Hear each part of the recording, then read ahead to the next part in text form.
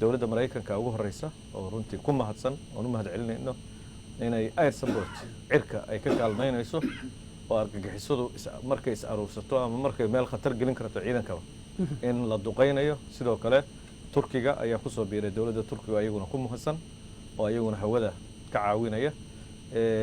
iyo maaragtay dawlado kale oo sirdoonka iyo waxyaalo badan ayaguna caawimaad badan ka geysanaya waan ognahay diyaaradaha Mareykanka inay duqeymo muddo dheerba ka geysanayeen meelaha ay shabaab ku joogaan kuwa Turkida ayaad soo qaaday inay qayb ka yihiin sidee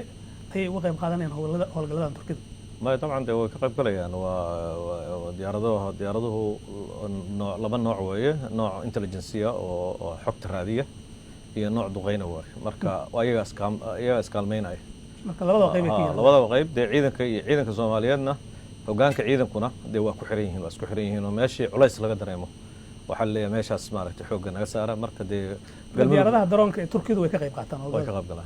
way amisom tiyo de joogtay ayaguna qaybtooda ka ciyaareen amisom howlgalladan hadda u dambeeyay qayb ma ka yihiin oo ma ka qayb qaateen amisom runtii ka qayb si taxadidan bay qayb weey oo ciidankii de dhulka oo weynaan awalba de dhulkaas uma badnayn amisom hadda dhulka dagaal ka socda galgaduud مثلا galgaduud oo kale Djiboutianka airport dhuusan reeb jooga Hiiraan waa joogaan magaalada Beledweyne iyo magaalooyinka waaweyn ayay ilaaliyaan muddana ilaalinayaan runtii in ku mahadsan yihiin laakiin hadda waxay qayb uga yihiin inay gargaarka diyaaradaha siiyaan dhaawacyada iyo ciidanka meelaha operationada gaarka ah oo kale inay la galaan laakiin amisom ciidankeedu waa xadidan yahay waana la dhimayaa hadeertaan bilaha soo socda qayb badan baa laga qaadayaa marka waxaa la gaaray xilliga dadka Soomaaliyeed laftooda marka ciidan amisom oo ka qayb galay dagaaladan ma jiraan marka laga tago taageerada aad sheegtay taas aniga hadda xogteeda ma bixin karo oo laakiin waa wasaaradda gaashaandhigga la weydiinaya annagu qaybta shacabka iyo hawshaas aan kala hayn iyagu waxay sheegeen inay ka qayb galeen hadday sheegeen way ka qayb galeen hadday sheegeen been sheegayaan dabcan laakiin adiga ma jirto hubaal rasmi aad ka bixinaysa inay qayb ka annagu waa booqanay Beledweyne waa booqday waana tagnay duleedkeeda iyo kulli waxaan kaloo booqanay la booqday dhuusamareeb dabcan de amisom hadda habeenkii dhawaato oo dhuusamareeb duleedkeeda dagaal ka dhacay oo kale de madaafiicda halkaas taala qoryaha BM-ka way caawiyeen ciidanka marka amisom waa caawinaysaa inta ay maaragtay ay tabarteeda aad iskuma fidin karto waxaa laga yaabaa ciidanka meelahaas jooga inay xadidan yihiin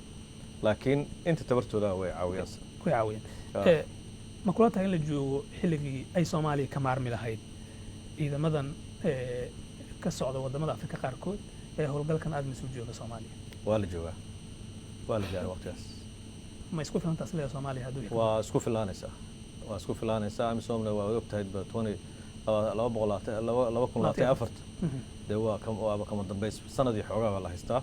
marka taas macnaheedu waxay tahay in Soomaaliya isku filaan karto marba hadii la go'aansaday adduunka caawinay oo go'aansaday sanad iyo bar kadib in waqtigoodu ku egyahay taas macnaheedu waxa weeye in annagu waxayna qabsano taasana keenaysa hadda operationada in la isku filaado marka 2024 ciidamada Soomaalidu way la wareegi karaan dhamaan asleeda waa isla ciidamada maqan iyo kuwa tababarka loo dirayo intaba markay soo baxaan waxaan isleeyahay Soomaaliya way ka maarmaysaa ciidan ajnabiga